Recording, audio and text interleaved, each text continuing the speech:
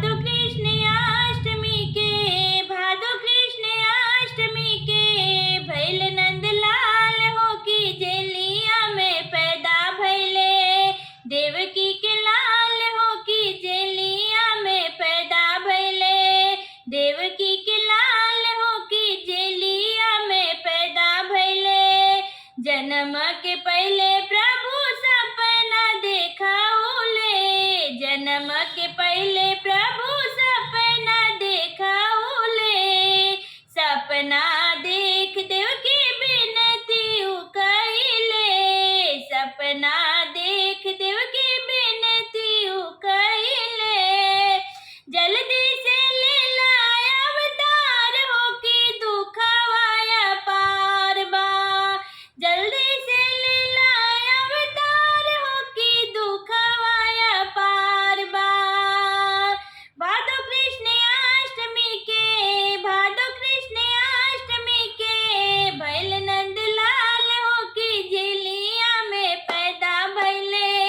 देवकी के लाल हो की जेलिया में पैदा भैले। जनमत हारी के बेड़ी टूट गईले हो। जनमत हारी के बेड़ी टूट गईले। फाटक खुल गईले पहरू सोई गईले। फाटक खुली गईले पहरू सोई गईले।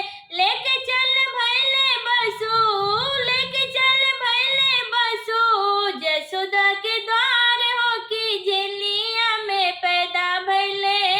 देवकी के लाल हो की जेलिया में पैदा भैले। रन आधी रतिया में लेके चले भैले हो। रन आधी रतिया में लेके चले भैले। जमुना जी पहुँच के बिचाराऊ कइले। जमुना पहुँच के उ बिचार कइले। बिजली चमके मेघा। बिजली चमके मेघा। बरसे अपार हो की जेलिया में पैदा भैले। देवकी के लाल हो की जेलिया में पैदा भैले। देवकी के लाल हो की जेलिया में पैदा भैले। मन में विचार करके आगे चल दिहल हो। मन में विचार करके आगे चल दिहल हो। जमुना जी बाढ़ी प्रभु चरण छुआउल हो। जमुना जी बाढ़ी प्रभु चरण छुआउल हो। पीछवा से शेष नाग। पीछवा से शेष नाग। बड़े तैयार हो की जेलिया में पैदा भैले। देवकी के लाल हो की जेलिया में पैदा भैले।